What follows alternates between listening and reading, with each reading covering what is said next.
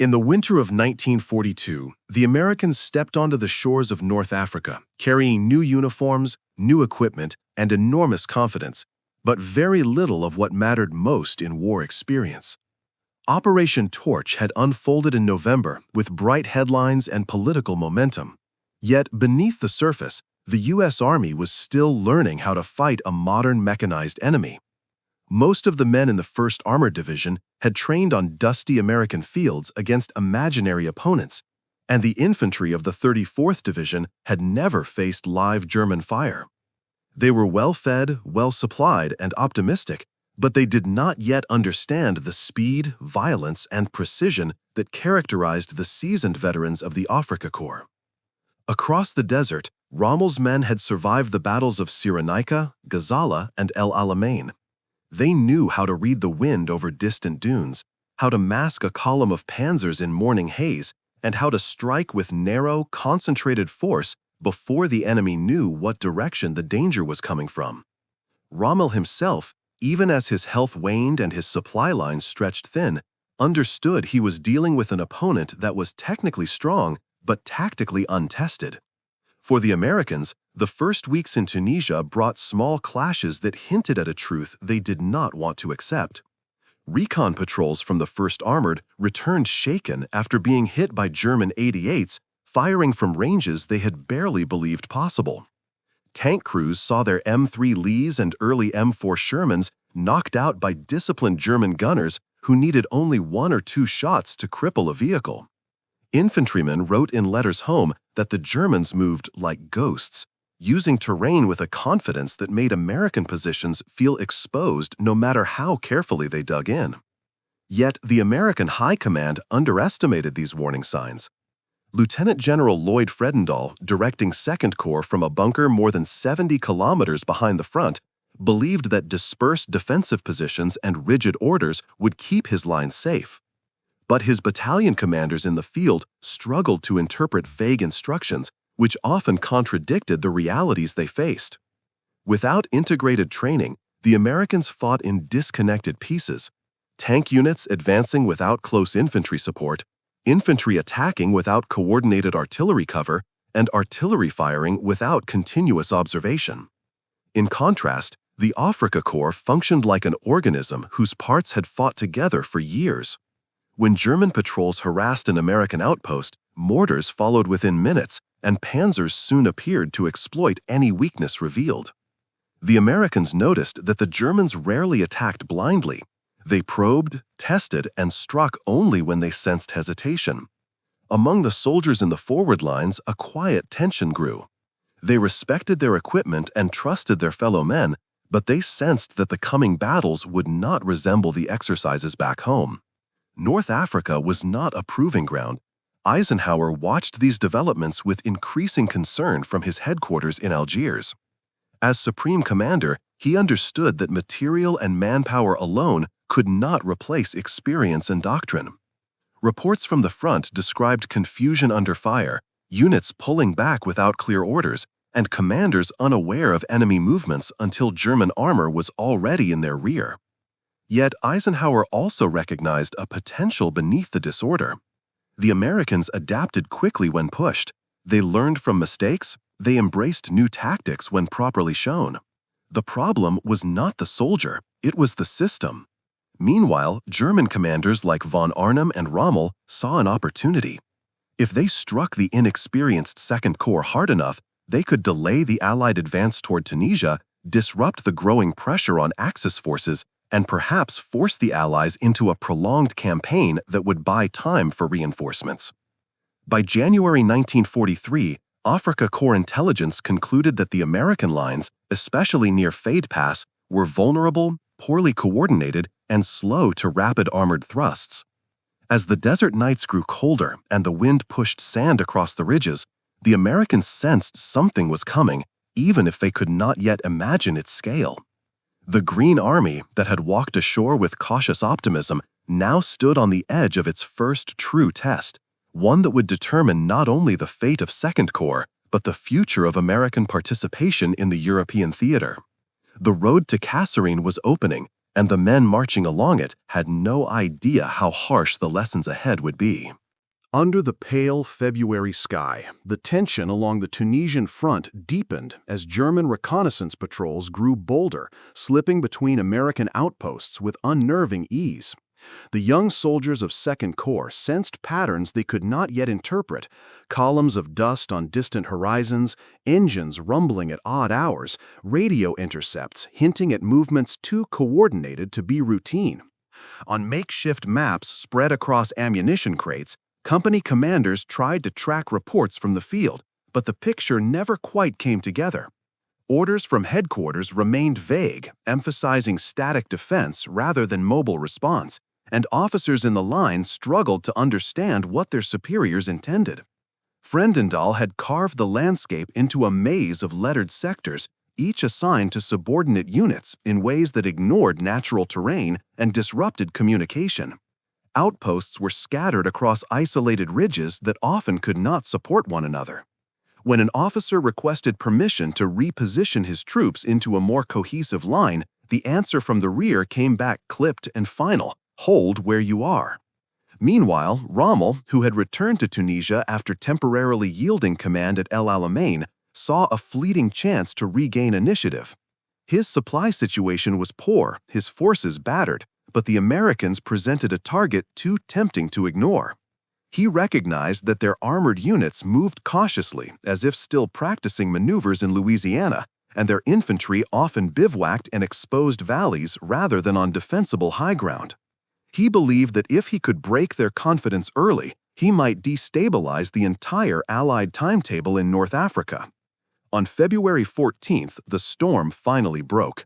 At Fade Pass, elements of the 21st Panzer Division struck with the precision of an army that had spent years perfecting desert warfare. German tanks appeared at dawn, rolling out of a low haze that concealed their numbers until they were already closing the distance. The Americans responded bravely but disjointedly. M3 Lees pushed forward without infantry escort, Sherman crews misunderstood radio calls, and artillery batteries struggled to find firing positions where they could hit the advancing panzers without exposing themselves to counterfire. German 88s hidden along the flanks opened up at extreme range, and tanks that American crews believed safely shielded behind dunes suddenly burst into flames. Survivors later recalled the shock of seeing shells tear through their armor so cleanly that some men did not realize they were hit until smoke filled the turret. Throughout that day and the next, the pattern repeated itself. Small American victories dissolved under pressure because units lacked the practiced coordination to exploit them. Reconnaissance was thin and communication inconsistent. Where the Germans probed, they found seams between American battalions wide enough to drive motorized columns through. Withdrawal turned into retreat, then into near rout, as units fell back toward the interior passes under growing pressure. By the time German forces funneled into the Kasserine region, the Americans were no longer simply defending positions, they were struggling to regain cohesion. Yet within the chaos, individual acts of bravery emerged everywhere. Anti-tank gunners remained at their pieces long after infantry had pulled back, firing until panzers were nearly on top of them. Medics dashed across open ground to drag wounded men into cover. Tank crews fought on even as their radios failed, and visibility dropped to near zero in dust clouds kicked up by both armies. These were green soldiers, but they were learning fast.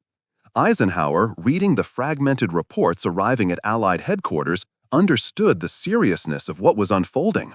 He had believed the Americans needed time to mature on the battlefield, but time was now being purchased at a steep cost. The disaster building in the mountains of western Tunisia was more than a tactical defeat. It was an X-ray revealing every weakness in the army he commanded: confusion in leadership, poor integration of forces, lack of reconnaissance, and most of all, inadequate preparation for modern mechanized warfare. But even as German spearheads pressed deeper into the passes, they did not find an army ready to surrender. The Americans were shaken but not broken. And in that gap between failure and collapse, the seeds of transformation had already begun to take root. By February 18, the jagged ridgelines around Kasserine Pass echoed with the uneven rhythm of retreating American units trying to reorganize under relentless pressure. Dust clouds rolled across the valley floor as half-strength companies attempted to establish blocking positions, only to be flanked again by German armored columns that moved with predatory precision. For the men on the ground, the battlefield felt alive, shifting beneath their boots faster than any manual or field exercise had ever prepared them for. Lieutenant colonels found themselves cut off from battalions they were supposed to command, and platoon leaders relied more on instinct than on orders that arrived hours too late. Still, Frendendahl's headquarters insisted on holding rigid lines and issued commands divorced from the terrain, placing units where they could neither support each other nor withdraw in good order. Meanwhile, Rommel, sensing the Americans' disarray, committed elements of the 10th Panzer Division to exploit the developing breakthrough. His aim was not simply to punish Second Corps, but to burst through the passes and threaten the entire Allied position in western Tunisia, linking up with Axis units under von Arnim to deliver a coordinated blow. German columns moved with ruthless economy. Reconnaissance motorcycles darted forward to test defenses, followed by panzers advancing in wedge formations, and behind them, infantry riding half-tracks ready to dismount at the moment of contact. In contrast, the Americans fought in fragments, company by company, ridge by ridge, each commander improvising with whatever forces he could gather. At Thala and Jebel Samama, American and British artillery units rushed into firing positions, knowing they were the only anchor capable of slowing the German advance. The gunners of the 9th and 16th Field Artillery Battalions, many of them firing 105mm howitzers in combat for the first time, unleashed accurate volleys that stunned even veteran German tankers. Their fire bought precious hours, during which engineers blew bridges, infantry set new defensive lines, and stragglers rejoined their units. Yet despite these stand-up fights, the overall pattern remained grim. German armored thrusts punched through gaps with alarming speed, and by February 20, their forward elements pushed deep into Kasserine Pass itself. Panzer IVs navigated the narrow defile, their engines echoing off the cliffs, while American defenders scrambled to reposition. For many U.S. soldiers, this was the closest they had ever come to collapse. Radios hissed with contradictory messages, ammunition ran low, and casualties mounted. But in the midst of the chaos, something began to shift. Junior officers who had once deferred to distant headquarters now took initiative, coordinating cross-unit withdrawals, directing artillery by map rather than by observer, and rallying fragmented platoons into cohesive defensive clusters. They had been green a month earlier. They were not green anymore. The Germans noticed this change too. Their initial breakthroughs had sliced through unsteady lines, but as they drove deeper, they encountered resistance that stiffened with every mile. Exhaustion also began to take its toll on the Africa Corps. Supply lines stretched thin across harsh terrain, fuel convoys risked Allied air attacks, and infantry moved slower than Rommel needed for the decisive exploitation he envisioned. On February 22nd, as German forces attempted to push beyond the pass, they ran into a wall of concentrated Allied artillery, British on one flank, Americans on the other. More than 200 guns opened up in overlapping barrages that shattered the momentum of the attack. Panzer commanders reported they could barely move without drawing fire. Rommel, realizing the window for a breakthrough had closed, reluctantly ordered a withdrawal. The battered American Second Corps held the line. They had been outmaneuvered, outshot, and repeatedly pushed back, but they had not broken. As the last German vehicle slipped back through the mountain passes, the stunned American soldiers looked out over the battlefield, littered with burned tanks, shell craters, and abandoned equipment. They understood they had survived, not because of skill or doctrine, but because they had endured long enough to learn the cost of inexperience. Eisenhower, reading reports from the front, grasped the full significance of what had occurred. Kasserine Pass had exposed every flaw in the young American army, but it had also provided the raw material for change. What came next would determine whether the United States remained an inexperienced newcomer or transformed into a modern force capable of defeating the Wehrmacht. The reckoning was coming, and Eisenhower intended to meet it head-on. In the days following the battle, the scale of the crisis became unmistakable. Columns of exhausted soldiers trudged back toward reassembly areas near Tebessa, their uniforms caked with dust, their faces drawn tight from sleepless nights, and the shock of having fought the Afrika Korps at full strength. Wrecked M3 Lees smoldered beside the road, twisted by high-velocity impacts that left scars far deeper than metal. Sherman crews inspected their remaining vehicles in grim silence, realizing how quickly a tank duel could be decided by experience alone. Medics sorted casualties under canvas tarps, while supply officers tried to account for lost guns, broken radios, and missing vehicles. Yet, beneath the exhaustion, a hard new understanding had settled in the ranks. They had seen the Germans at their peak and had survived long enough to realize that courage alone was not enough. Victory demanded discipline, coordination, and the ability to adapt under pressure. Eisenhower arrived at forward headquarters to conduct a direct assessment. He listened to reports of contradictory orders, weak reconnaissance, units operating in isolation, and commanders unable to visualize the battlefield from far rear bunkers. He saw that the American Army had not failed because its soldiers lacked bravery, but because its leadership structure and training system were not yet ready for modern mechanized warfare. The conclusion was unavoidable. Dramatic reform was necessary. Eisenhower moved quickly. He relieved Lloyd Fredendall of command, a decision that had been growing inevitable since the first retreat at Fade Pass. In his place, he appointed Lieutenant General George S. Patton, a commander whose strict discipline, clarity of orders, and instinct for armored warfare had already become legendary in the U.S. Army. Patton's arrival at 2nd Corps headquarters on March 6 felt like a shockwave. Soldiers heard his staff cars before they saw him. He stepped out in polished boots, a gleaming helmet, and riding gloves, projecting authority with every movement. His first inspection revealed everything he needed to know. Men lounging with unbuttoned uniforms, weapons not cleaned after battle, vehicles parked without proper spacing.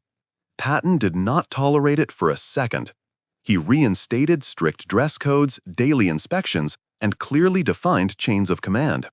He insisted that every officer be able to explain precisely where his unit was, who it supported, and what its mission would be at first light. These changes were not cosmetic, they were psychological. Patton believed that an army that looked disciplined would fight disciplined. He restructured defensive lines, consolidated scattered units, and demanded that tank, infantry, artillery, and engineers train together rather than as separate branches. This combined arms approach was exactly what the Afrika Korps had used so effectively against them. Patton drilled his officers on maneuver warfare, emphasizing aggressive reconnaissance and rapid counterattack rather than passive defense. Meanwhile, Eisenhower authorized additional artillery units to reinforce 2nd Corps, recognizing that fire support, not tank duels, would become the backbone of American strength in Tunisia. Veterans from British 8th Army shared their hard-earned experience with American gunners, teaching them how to mass fire from dispersed batteries and shift barrages within minutes. Morale began to shift. Soldiers who had felt humiliated after Kasserine now sensed the army was changing around them, growing sharper, faster, more confident. Patton personally visited units at dawn and dusk, speaking with tank crews, infantrymen, and artillery teams. He demanded professionalism, but also instilled belief. If the men of 2nd Corps were to face German armor again, he intended to ensure the outcome would not resemble February's disaster. Across the field, German commanders also took measure of their opponent.